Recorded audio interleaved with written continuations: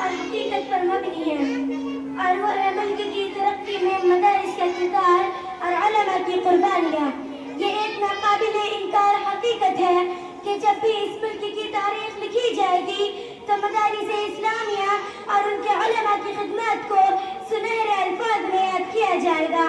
مدارس صرف دینی تعلیم کے مراکز نہیں بلکہ کردار سازی، اخلاق سازی، انسانیت کی تربیت اور قوم کی فکری رہنمائی کے عظیم ادارے ہیں۔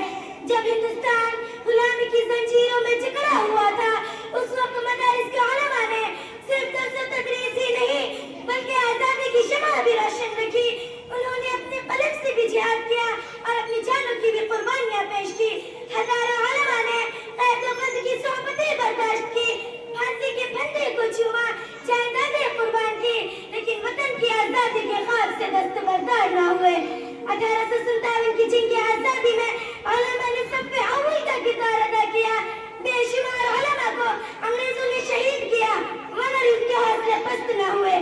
دارالعلوم دیوبند جیسے اداروں نے آزادی کی تحریک کو نئی روح بخشی اور علماء نے قوم کو غلامی کے خلاف اٹھ کھڑے ہونے کی ترغیب دی۔ ہندوستان کی سرزمین صدیوں سے مختلف تہذیبوں، مذاہب اور ثقافتوں کا مرکز رہی۔ جب برطانوی استعمار نے اس ملک پر اپنا تسلط قائم کیا تو اس نے نہ صرف سیاسی اقتدار پر قبضہ کیا بلکہ قوم کی دینی تعلیمی تہذیبی اور ثقافتی شناخت کو بھی مٹانے کی کوشش کی۔ ایسی نازک دور میں مدارس اسلامیہ نے دین و اسلام کی حفاظت کے ساتھ ساتھ وطن کی آزادی کے لیے تاریخی کردار ادا کیا۔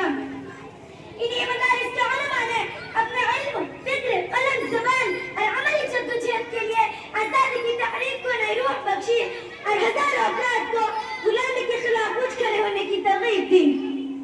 1857 کی جنگ آزادی کے بعد مسلمانوں کو شدید سیاسی، معاشی، تعلیمی نقصان پہنچا۔ انگریزوں نے خاص طور پر مسلمانوں کو اپنا ہدف بنایا۔ ایسے حالات میں علماء کرام نے اپنے علوم کی حفاظت اور ملت کی رہنمائی کے لیے مختلف مدارس قائم کیے۔ 1866 میں قائم ہونے والا دارالعلوم دیوبند آزادی کی تحریک کا ایک عظیم مرکز قائم ہوا۔ یہاں کے اکابر علماء نے انگریز حکومت کی غلامی کو قبول کرنے کے بجائے آزادی کو اپنا نصب العین بنایا۔ انہی مدارس کے علماء نے اپنے علم، فکر، قلم، زبان اور عملی جدوجہد کے ذریعے آزادی کی تحریک کو نئی روح بخشی۔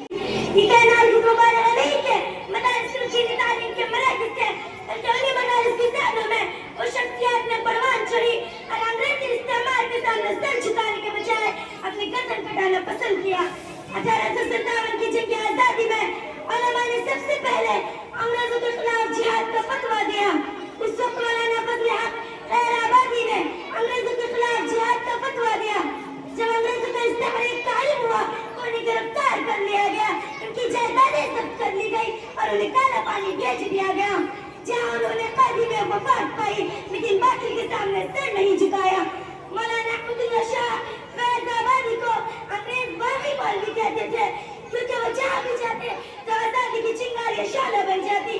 میدان جنگ میں انہوں نے تلوار سنبھالی، جو کی قیادت کی اور آخرکار وطن کی خاطر شہادت قبول کی۔ بعد میں مولانا محمود حسن دیوبندی نے ریشمی رومان تحریک کے ذریعے انگریزوں کو ہندوستان سے نکالنے کا منصوبہ بنایا۔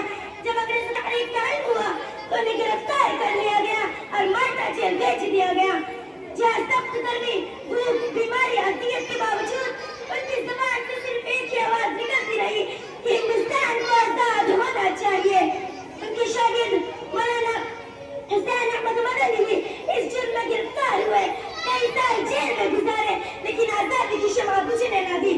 رہائی کے بعد بھی انہوں نے اپنی پوری زندگی قوم کی رہنمائی، اتحاد و آزادی کی جد و جہد میں صرف کر دی۔ مولانا عبید اللہ سندھی نے ہندوستان کی آزادی کے لیے گھر بار چھوڑ دیا، بس جلاوطنی کی زندگی گزاری لیکن وطن کی محبت کبھی دل سے کم نہ ہوئی۔ صرف یہی چند نام نہیں بلکہ دارالعلوم کے سینکڑوں اساتذہ اور ہزاروں فضلان نے وطن کی آزادی کے لیے قربانیاں پیش کی۔ اپنے خاندان سے دور رہے لیکن غلامی قبول نہیں کیا۔ ان کے نزدیک دین اور وطن دونوں کی حفاظت ایک اہم ذمہ داری تھی۔ 1919 میں قائم ہونے والی جمعیت علماء ہند نے آزادی کی تحریک میں اہم کردار ادا کیا۔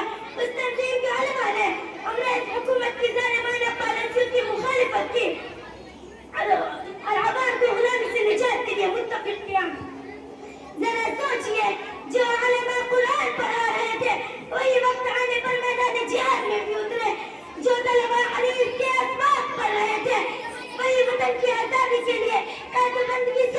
بھی برداشت کی. ان کے ہاتھ میں قلم بھی تھا اور وقت آنے پر تلوار بھی. ان کی زبان پر قرآن بھی تھا اور دل میں وطن کی محبت بھی. جب کوئی یہ کہتا ہے کہ ملک کی ترقی یا آزادی میں مدارس اسلامیہ کا کوئی کردار نہیں تو وہ تاریخ کی روشن بات کو نظر انداز کرتا ہے. حقیقت تو یہ ہے کہ انہیں مدارس کے علماء نے وطن کی آزادی کے لیے قربانیاں پیش کی اور آزادی کی بنیاد رکھی. ہندوستان کی آزادی کی تاریخ مدارس اسلامیہ اور علماء کی خدمات کے بغیر مکمل نہیں ہو سکتی. آج ہماری ذمہ داری ہے کہ ہم ان قربانیوں کو فراموش نہ کریں, مدارس کی خدمات کے اعتراف کریں